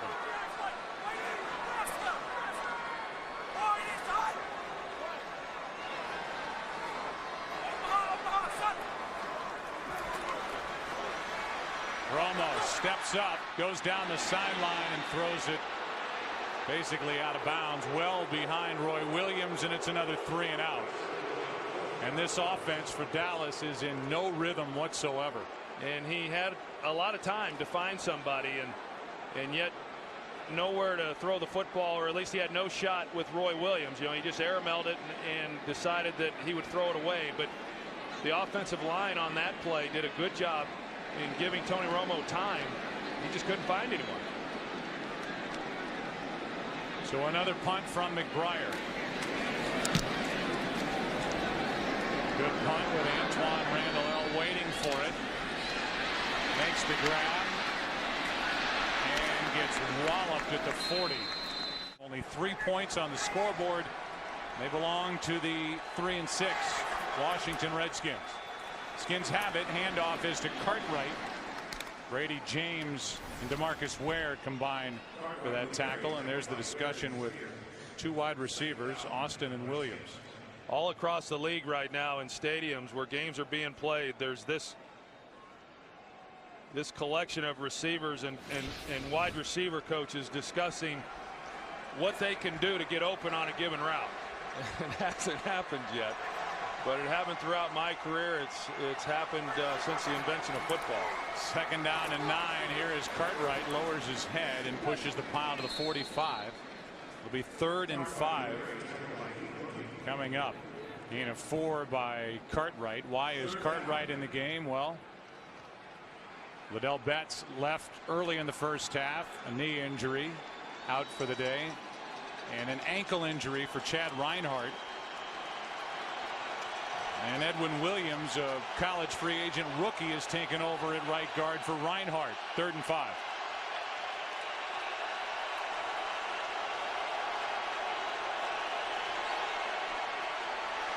Campbell throws, penalty flag on the play as Kelly makes the catch. Malcolm Kelly down the sideline is out of bounds inside the 20. There is a flag down on the play. Yeah, I think it's going to be called on Terrence Newman. Jason Campbell came out wanting to get the ball to Santana Moss. I actually thought Newman did a pretty good job of getting inside leverage and not allowing Santana Moss to get position. But I think that's where the call came in. And I believe they're going to call it on Terrence Newman. It's a 1st down at the Dallas 19-yard line, a 36-yard catch and run. Holding number 54 defense. That penalty is declined. The result of play is a 1st down. It's actually on Bobby Carpenter, but here was the play, and Terrence Newman did do a good job. He gets inside, doesn't allow Santana Moss to get in on the slant route. That's where Campbell initially wanted to go, but credit Campbell for getting off of it quick enough and then coming back to Malcolm Kelly. That was a big conversion right there for this Redskin offense. 36 yards for Kelly, a career long in his 2nd year, 2nd round pick out of Oklahoma.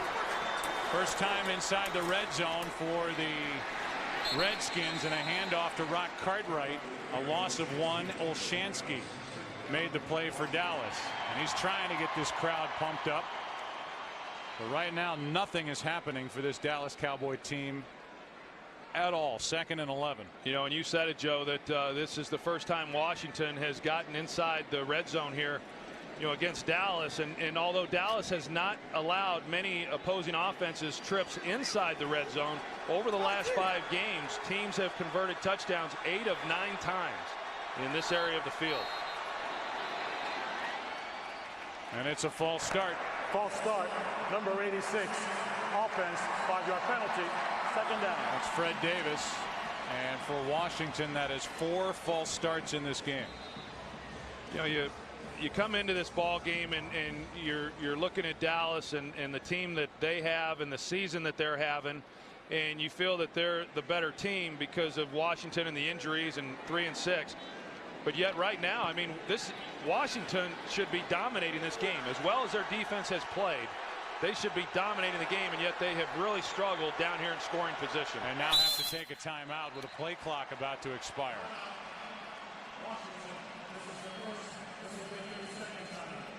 So the first timeout in this half taken by the Redskins. 2nd and 16.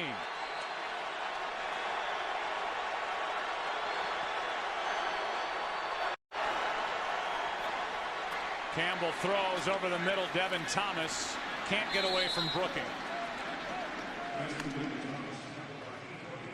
A gain of just 1.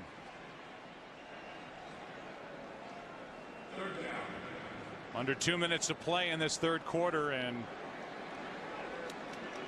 Jim Zorn's 3-6 Washington Redskins have a 3rd and long. 3rd and 16, and Campbell so far 10 for 10 in this game on third down. Very good on third down, and considering how many long third and downs they've had, they converted 50% of them. He has to come underneath to Rock Cartwright, and Cartwright will be brought down by Carpenter. A gain of 12. It's fourth down, and the field goal unit will come on for the Redskins. Well, Dallas defensively does a good job of, they gave up some plays there and allowed Washington to get down into the red zone and have an opportunity for points, but they kept them from getting into the end zone. And assuming that Sean Sweezum makes this field goal, I mean, it's just a 6-point game and a one-possession game. 31-yard try by Sweezum. And the kick is drilled. 2 out of 3 on the day, and it's a 6-0 Redskin lead.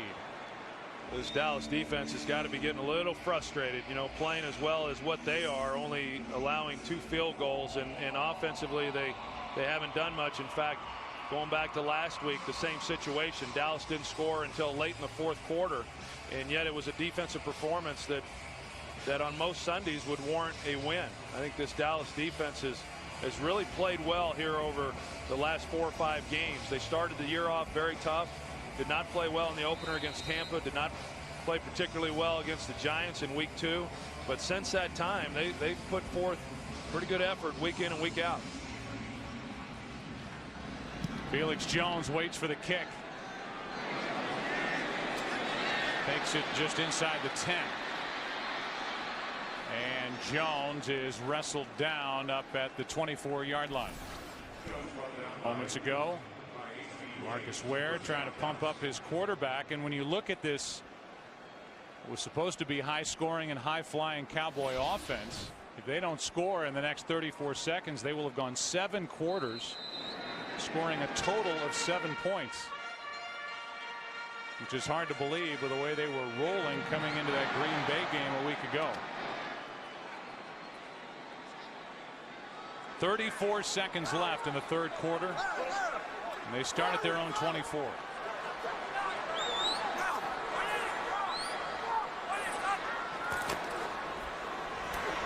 Penalty flag on the play as Bennett makes another catch. He's been busy, and Martellus Bennett is brought down just shy of the 30. And this one will be against the Dallas Cowboys.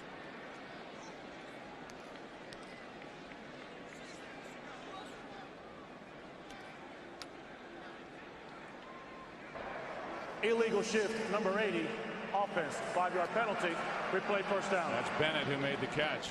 Yeah, they motioned Bennett out. They went with their 12 personnel, which is 1 back and 2 tight end and then 2 wide receivers. It's a formation or a personnel grouping that's pretty good for them, because they are able to split Martellus Bennett out, or they can do the same thing with Jason Witten and make it more of a passing formation, and they can also run the ball out of that. So now on 1st and 15, Romo buys some time, and he hits Miles Austin. Good play, and one of the few big plays today for Dallas. 23 yards to Miles Austin.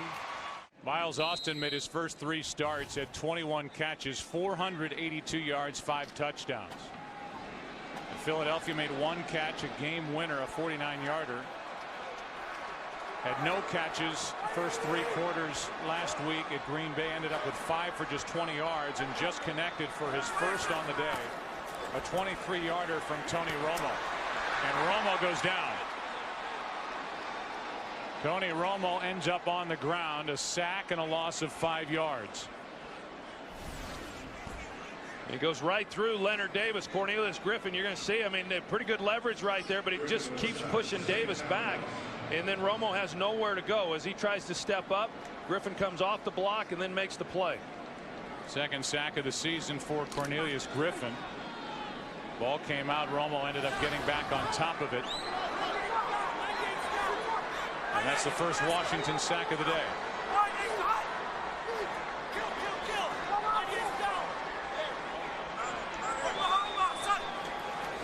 Second down and 15. A handoff to Marion Barber. And Barber has enough for a Dallas first down. 16 yards on 2nd and 15. Well, Washington goes too deep here with the safeties, which means they've only got 7 people to then defend the run, and good blocking up front, and that's why there was the big hole that there was. You get a defense playing coverage, you should be able to run the football. If you can't, you're going to be in for a long day, and the Cowboys executed perfectly. On first down, pass to the sideline. That's for the backup tight end John Phillips, incomplete.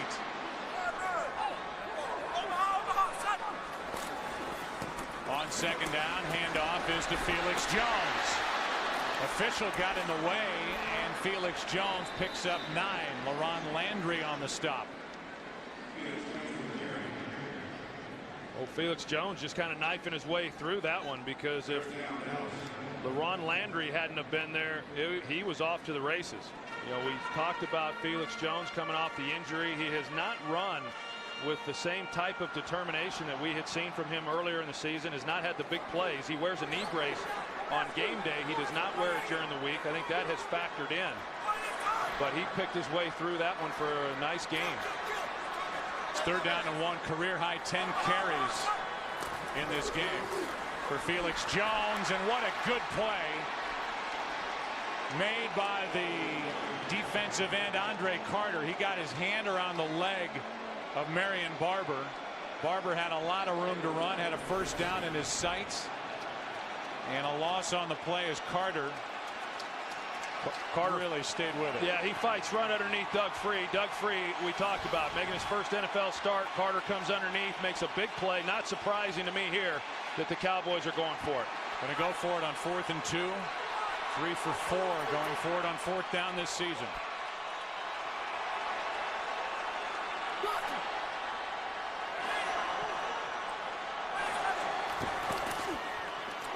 Little pump fake from Romo, and now he's in trouble. Just flips too high, intercepted. Pass is picked off by Washington. And it's London Fletcher who missed one in the first quarter. He gets one here. Redskins were going to get it anyway, and there was pressure by the rookie Arakpo in the face of Tony Romo. Well, yeah, and the London Fletcher finally makes the interception, and they lose field position. You know, if he knocks it down, then they because it was 4th down. But Arakpo gets the pressure on Romo, and he's just trying to make a play, and no harm on the interception, but a high ball to Miles Austin. Otherwise, they pick up the first down. But a good defensive stand there by the Washington Redskins. But London Fletcher, 10 tackles, a forced fumble. Now he gets the interception, and a guy who's played in 187 straight games. Has not missed a game since entering the NFL 12 years ago out of John Carroll. Here's a roll to the left by Campbell, and the pass complete to Sellers. And Sellers on first down picks up 6.5 over the left side. Brady James on the tackle. Keith Brooking was out there as well for Dallas. We'll give him 7, 2nd and 3.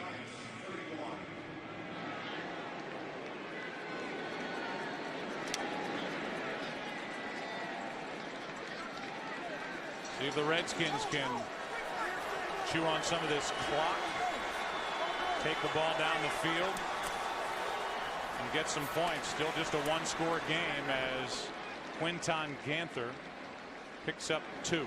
Well, you've got to believe, I mean, right now with Washington, you know, holding a 6-0 lead, that at some point Dallas is going to make a play. I mean, we saw the play that was made to Miles Austin. They failed to capitalize on that, but I can't imagine going through this entire game and not seeing Dallas make a big play and score a touchdown. And so Washington has an opportunity here to really turn this into a 2-possession game, and then you start looking at it and say, gosh, it's hard to, from what's happened so far, to think that Dallas can put 2 of those type of drives together, because they haven't done it here in the entire game. Campbell sets up, throws, and completes. That's the tight end Fred Davis. A gain of 7 on 3rd down and 1. I've been impressed with what I've seen of Jason Campbell on 3rd down today. And this was not 3rd and long, but yet he's made some good throws. Not under pressure here either, but throughout this game we've seen him under pressure. We've seen him hang in the pocket and deliver some pretty good passes. I've always liked Jason Campbell, and it would be difficult for any quarterback to come here under these circumstances this year and play well, and yet I think he's done a good job. I feel like I'm in the minority when I talk about him, but I think he's a guy who you can win games with in this league if given the right situation, and I think in time he'll have that. And now Zorn came on the field to call timeout. There was confusion with the Redskins coming out of the huddle. First down for the Redskins. There are the numbers on the day for Jason Campbell. 20 of 30, 225 yards. Redskins did not turn it over last week. First time they had done that this season. They've not turned it over today. Campbell's in trouble, throws, and nearly intercepted as Alan Ball got his hand up. I don't know if he ever saw the football, and Jason Campbell ends up flat on his back. He sure did. He took a good hit at the end of that play as he's trying to step up and make it's off play action, and he's going to roll a little bit to his right, and then as he steps up to make the throw, I mean, a big lick there by Brady James. It looked like Alan Ball, had he have been playing the football instead of the receiver, it looked like he might have had an easy interception. I agree. It's second down and 10. Minnesota taking apart the Seahawks, and Green Bay beating up on the 49ers. New Orleans looks like they'll stay undefeated. On second down, Devin Thomas trying to make a move. Turned that into something, got around Spencer. Spencer got back to make the tackle in a gain of 7.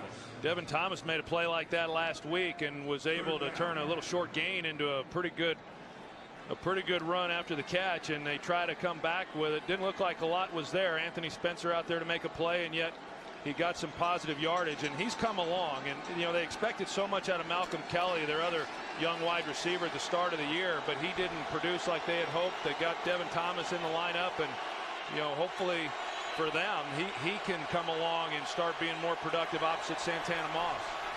Campbell on third down throws, and the pass broken up, but a flag is thrown. Jenkins on coverage. Santana Moss. And it's against Dallas.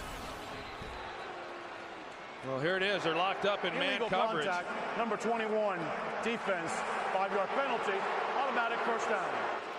I think the flag came on the initial contact by Mike Jenkins, and it looked legal to me. And I know there's a lot of frustration with defensive backs all across the league, and especially here in Dallas. We'll see if it's within 5 yards, and you know, it sure looks to be.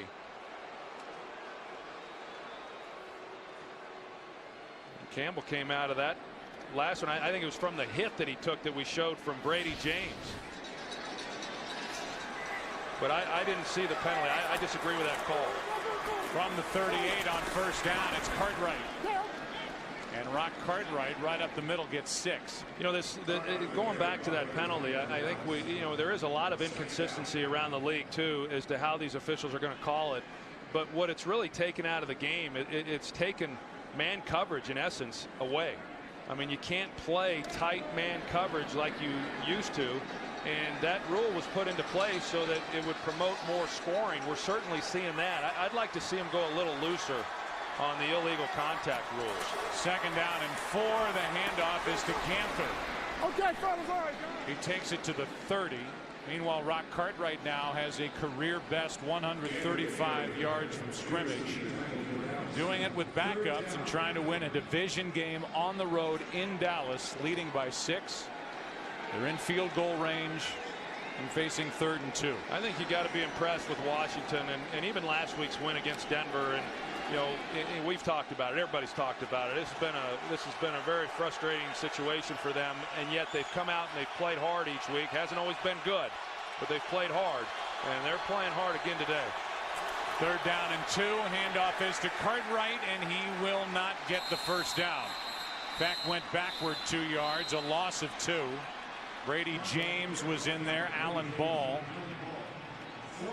And it's 4th down, and Sweezum can make this a 2-score game. And this becomes a huge field goal, and that's probably why they were running it there, hoping that they could pick up the first down. But if not, at least they don't risk taking a sack and losing much yardage. They did end up losing some, but it didn't take them out of field goal range, knowing their defense is playing so well. If they can turn this into a 2-possession game, you know, right now you've got to like Washington's chances. 50-yard field goal try by Sweezum. And Sweezum missed it. There are the numbers for Sweezum, who actually used to play with the Dallas Cowboys. Now 3 of 9 in his career, 50 or more yards.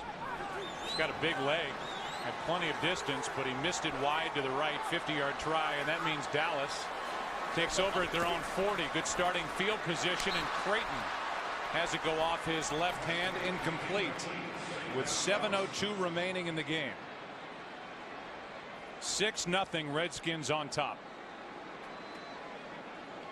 And if you look at the pass distribution, 6 of 9 to the tight ends for Tony Romo. Only 1 completion, that to Miles Austin, to a wide receiver, and 1 for 1 to the running backs. Romo's quarterback rating in this game is 35. 2nd and 10. Underneath, Felix Jones. Rocky McIntosh on the tackle, a gain of 7. Well, I know coming into this game, Joe, Washington, as we said, they were the #1 pass defense in the NFL, only giving up on average just over 160 yards a game. But a lot of people thought maybe it had a lot to do with who they had played this season. St. Louis, Detroit, Tampa Bay, Kansas City. I mean, some teams that just don't throw the ball very well. But they have done a heck of a job. Now, they've been outstanding on 3rd down. Dallas, for the 2nd week in a row, has not been good on this down. Have not converted a 3rd down and greater than 1 yard here today. And Romo is going to do it himself. Bad back, bad hip and all. Dives for the 1st down to the Washington 49. And so throughout all this and the frustrating day, and what is the Cowboys' identity, Dallas is now 49 yards away from a touchdown and an extra point and a lead here this afternoon against the Redskins with under 6 to play. I thought there were some opportunities on some other 3rd down plays that Romo could have gone and got it himself, as he did there. Romo throws and slings it to Jason Witten. Witten is to the 41. Gain of 7. That was such a big missed field goal there by Sweezum. Complete, not only just in not taking a 2-possession lead, but then just also giving Dallas great field position and then a shift in momentum. 2nd down and 3. Pass complete to Miles Austin. Working on D'Angelo Hall, and Austin has a 1st down for Dallas.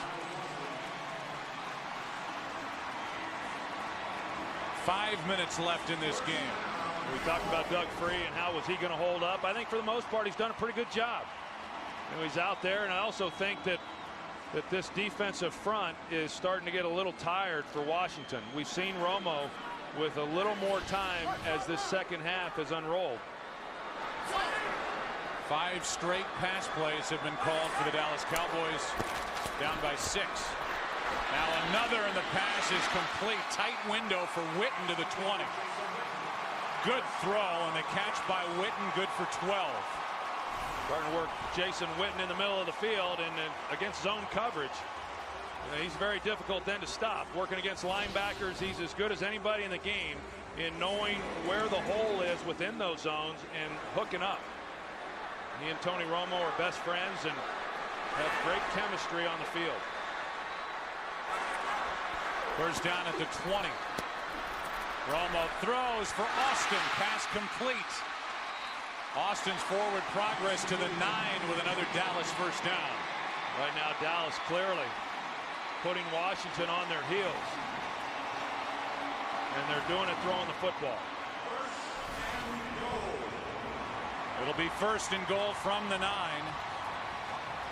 after the completion of Miles Austin.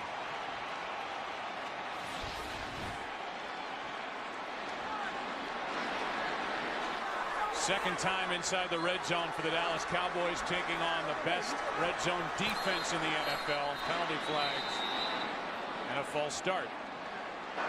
False start, number 82. Offense, 5-yard penalty. 1st down. That's Jason Witten, who's surprised to hear his number called. Meanwhile, the only other time the Cowboys have been inside the red zone, they turned it over on the Marion Barber fumble in their second possession. Here's Jason Witten right there. Just started a little bit early, but Washington is also a defense that has not allowed many trips inside the red zone. Unlike Dallas, who has given up a lot of touchdowns once teams have gotten there, the Redskins lead the NFL in keeping people out of the end zone when they get inside the 20-yard line. First and goal from the 14.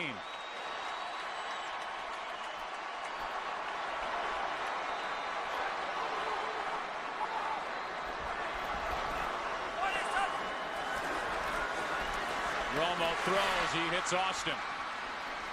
Austin takes it to the 10. Second and goal. Tryon on the stop for the Redskins. I think that's a good play there by Justin Tryon, the second-year player, because where Miles Austin is very effective is once he gets the ball in his hands. He's got great speed, great quickness, but I think what separates him from some of the other receivers is how difficult he is to get to the ground.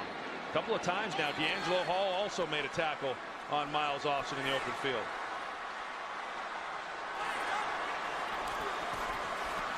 Romo buys some time, throws for the end zone. Touchdown Dallas. Patrick Creighton.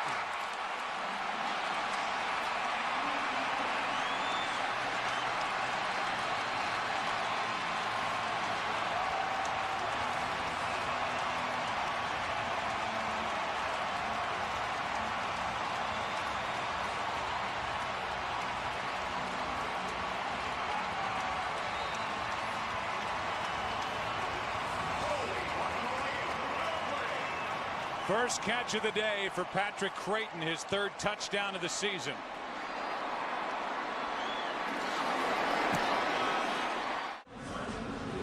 Patrick Creighton good for a 9-yard touchdown catch. Tony Romo missed on his first pass of that drive, then completed 7 straight. Also a key scramble for a first down on third down. And here is Devin Thomas on the return. Thomas wrestled down and a penalty flag is thrown.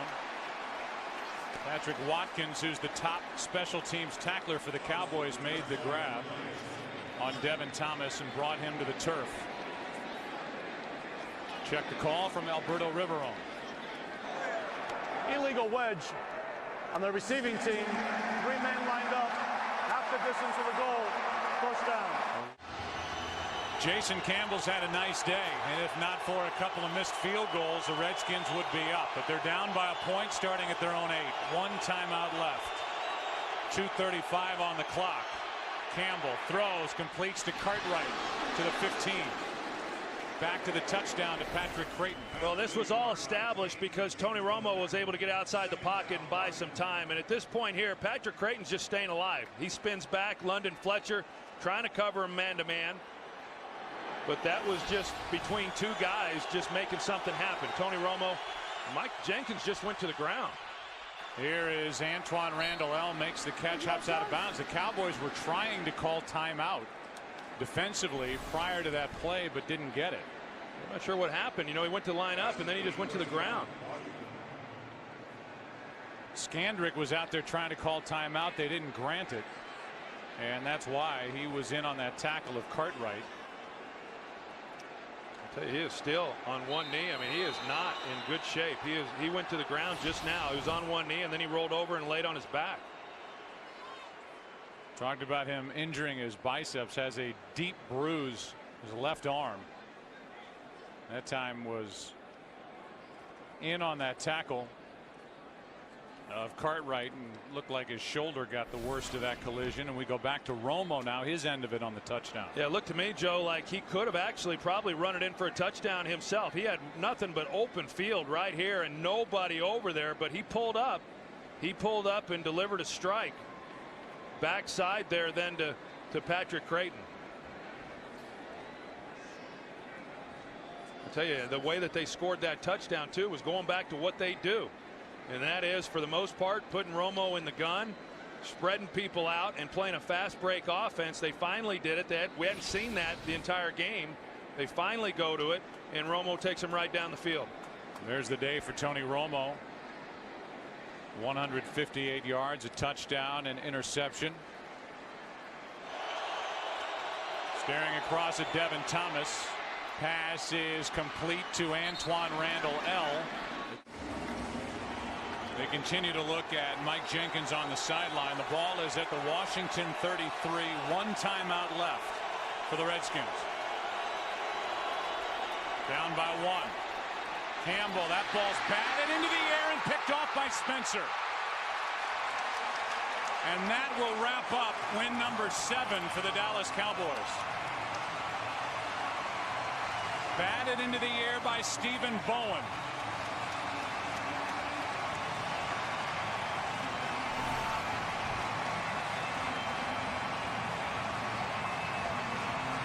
There's some pressure that flushes Jason Campbell out to the left. Looked like, even he could have stayed on the run and picked up yardage. The Dallas Cowboys were in man-to-man coverage. Nobody then accounting for the quarterback, but that's not what happened. He tries to make the throw, and as you said, batted up by Bowen into the middle of the field, and an interception. And because of only one timeout, the Cowboys will be able to run out the clock. So it was a struggle all day long for Dallas. Last time they had it, took over at their 40, went down the field and scored. Now Marion Barber carries it. He's fumbled in this game, but he hangs on, and Washington uses its final timeout. If you look ahead for the Dallas Cowboys, they have a Thursday Thanksgiving game against Oakland. The Raiders at the start of play today are 2-7. Then they're at the Giants with that layoff after the Thanksgiving Day game. And then they've got San Diego at home, at New Orleans, at Washington.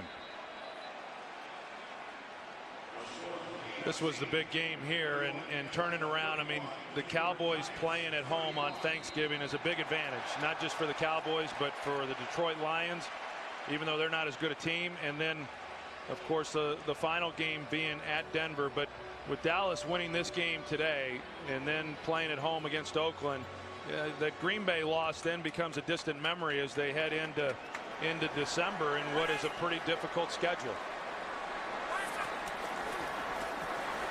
They hand it off. Marion Barber is stood up at the 35. Redskins cannot stop the clock again. We look at the NFC East. If you give the Cowboys this victory, they're at 7-3. The Eagles, again, they play tonight. Meanwhile, the Giants just had their game tied. The Atlanta Falcons went down the field and with under 30 seconds left tied the game. And so the Giants could be headed to overtime at home against Atlanta, and they could be 5-5 at the end of the day. Well, I think you got to say again, a good job by Washington. I mean, they came in here and played well, and they played well enough to win and probably should have won. And if Schweizum is able to make that field goal to make it a 2-possession game, there's no doubt that they do go on and win this game. But give Dallas credit, as I said. I mean, it's just hard to continually hold them down. That defense for Washington did about as good as they could do, and it just wasn't quite enough for a victory. It's 4th down now. There'll be a little time left over at the end. 14 seconds left. Dallas spends their first time out. And we'll see how the Cowboys want to play it with 14 seconds remaining. I would think they'd just try to pooch punt it. I think you'd take more time off the clock that way as opposed to running the football and seeing if you can get a first down. It's not worth the risk. You're giving too short of a field up by only one. Here are the two misses by Schweizum, and definitely the difference in this game. Schweizum missing his last one from 50, the previous one from 39 yards at the end of the first half. And so now the pooch punt by McBriar. Hangs it high. And the fair catch back inside the 15-yard line. 7 seconds left, no timeouts. D'Angelo Hall pulls it in, and this will be another frustrating loss for the Washington Redskins. And Troy, I know coming in you knew of all the pressure on Jason Garrett to go back to the ground game, go back to the running game. They established it. They moved the ball from time to time, the Cowboys didn't put up any points, and it wasn't until they had to go back to the air that they looked like themselves and getting the ball down the field and into the end zone for what should be the decisive touchdown. Well, it just seems like there's a vocal group out there that whenever a team loses, they immediately look and see how many times the team ran the ball, and if they didn't run it enough, then that's the reason they lost the game. And that's not what Dallas has been about. That's not why they've won, and that's not why they scored the touchdown to win this game today. Jump ball, it is incomplete. This game is over, and the Cowboys are 7-3. Redskins are 3-7. They fought hard and for most of the game looked like the better team here this afternoon. But in the end, it's Dallas by 1 point, 7-6.